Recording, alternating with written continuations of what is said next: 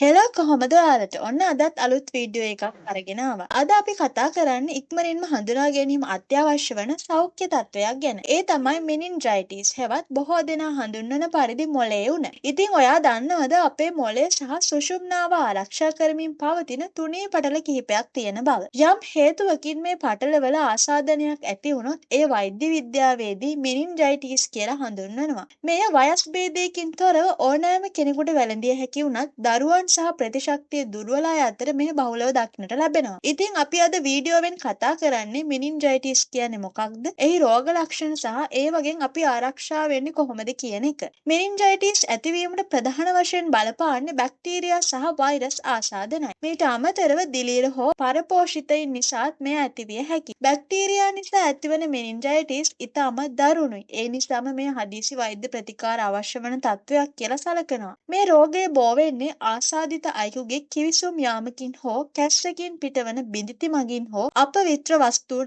ස්පර්ශ කිරීමෙන්. ඒ වගේම අපේ කන, නාසය හෝ උගුරේ පවතින ආසාදනයක් රුධිරය හරහා මොළයේ පටල දක්වා ගමන් කිරීමනුත් මෙම රෝගය ඇති වෙන්න පුළුවන්. මෙනින්ජයිටිස් වල මුල් රෝග ලක්ෂණ සාමාන්‍ය උණ රෝගයකට සමාන වෙනවා. ඒ නිසා බොහෝ දෙනා මෙය මගහැර ඉන්නවා. නමුත් පහත රෝග ලක්ෂණ ගැන ඔබ ඉතාම කල්පනාකාරී වෙන්න ඕනේ. අධික උණ, ඒ කියන්නේ ශරීරයේ උෂ්ණත්වය හදිසියෙම ඉහළ යාම. දරුණු හිස රදය. සාමාන්‍ය හිස රදයකට වඩා වෙනස් දරාගත නොහැකි හිස රදයක් ඇතිවීම. බෙල්ල තදවීම, බෙල්ල ඉදිරියට නැවීමට අපහසු වීම මෙය මෙනින්ජයිටිස් වල ප්‍රධාන ලක්ෂණයක්. ඒ වගේම ආලෝකයට සංවේදී වීම, තද ආලෝකයේ දෙස බැලීමට අපහසු වීම, වමනය සහ ඔක්කාරය, ආහාර රුචි අඩුවීමත් සමග වමනයේ යාම, සිහි මුර්ජා වීම සහ ව්‍යාකූල භාවය, අසාමාන්‍ය ලෙස නිදිමත ගතිය හෝ සිහිය මද ගතිය, සමේ කුෂ්ඨ, විශේෂයෙන්ම බැක්ටීරියා ආසාදනවලදී සමේ රතු පැහැති ලප හට ගන්න පුළුවන්. මෙනින්ජයිටිස් කියලා සැකයි නම් කිසිම විටක ගෙදරදී බෙහෙත් ගැනීමට උත්සාහ කරන්න එපා. වහාම රෝහලකට ගොස් රුධිර පරීක්ෂණ හෝ සුෂුම්නා තරල පරීක්ෂණයක් සිදු කරගෙන රෝගය තහවුරු කර ගැනීම අත්‍යවශ්‍යයි. බැක්ටීරියා ආසාදනයක් නම් ප්‍රතිජීවක මගින් මේ ඉක්මනින් සුව කරන්න පුළුවන්. ඉතින් වැළැක්වීම සඳහා කරන්න පුළුවන් හොඳම දේ තමයි සනීප ආරක්ෂාව කියන දේ.